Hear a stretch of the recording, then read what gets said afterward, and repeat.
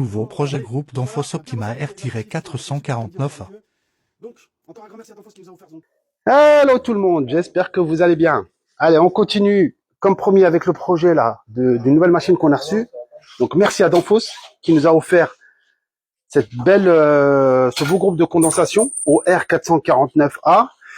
Et donc ça, c'est un Optima MPX. C'est le modèle 108, c'est un 10 kW, hein, d'accord. Donc du coup, on a l'évaporateur ici qu'on va installer à l'intérieur de la chambre froide. On va raccorder, hein, c'est un groupe de condensation, vous allez voir, ça va être assez rapide. Hein. On a le schéma fluidique ici. On a la machine qui est là, la ligne liquide. Ce qui va être intéressant sur cette installation, c'est qu'on va mettre un détendeur électronique. Donc lui, c'est un pas à pas, avec toute la régulation qui va avec. Donc voilà tout ce qu'on va installer avec, ça va être super intéressant. Donc pour le détendeur, on aura un contrôleur AKCC55 qui communique en Bluetooth, ça je suis super content, avec un afficheur de portée. Pour pouvoir contrôler le détendeur électrique, bah là, lui c'est un pas à pas, donc du coup il lui faut un driver. Hein. Si c'était un détendeur de type AKV à impulsion, bon, il n'y aura pas eu de problème, mais là on a besoin d'un driver, ce qu'on appelle un driver, un bloc ici, vous allez voir, c'est assez simple. On va installer un superviseur, un AKSM 820A, ça va être super, et puis après on va installer tous les équipements, hein. Donc le transducteur de pression, la sonde de température, on aura aussi un afficheur déporté pour pouvoir donc interagir avec l'installation. Donc voilà, les étudiants sont en pleine action. Voilà, donc on va utiliser cette armoire pour équiper avec donc tous les appareils qu'on a ici. Donc je vais vous les présenter dans une prochaine vidéo. Hein. Donc on a tout ici, on a les afficheurs, on a la supervision, etc. Je ferai le point avec vous pas à pas. Et on est parti avec cette nouvelle vidéo.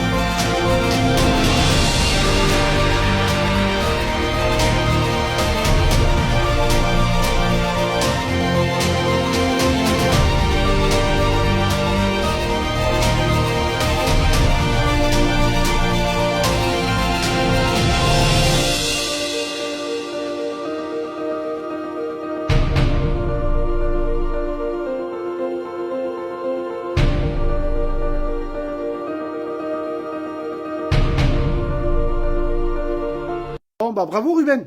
Viens travailler quand tu viens au travail. Moi je sais bosser, moi je bosse que tout le monde ici. Ah oui, c'est vrai. Bien sûr. Je sais que tu as des capacités vraiment intéressantes au niveau pratique. J'ai demandé à un collègue de percer. T'as demandé à un collègue de percer, bon.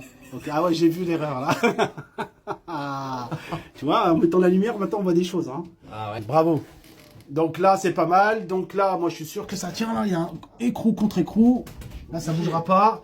C'est de niveau. Et au moins pour les vibrations, ça bouge pas. C'est parfait. Et donc là, du coup, on a aussi l'équipe de champion Youssef qui nous a mis donc la barre 1000 Pro ici pour fixer l'armoire de confinement derrière.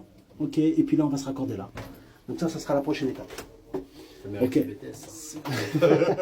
À ce moment-là? Ah bah oui. Là, mais là, l'installation, c'est pas niveau BTS. Hein. Un BTS, il est là pour gérer des équipes, charger d'affaires, faire des études. Ouais, moi j'ai fait l'étude avec vous. Ah, t'as fait l'étude avec moi. Ça le voit avec vous, c'est pas la taille.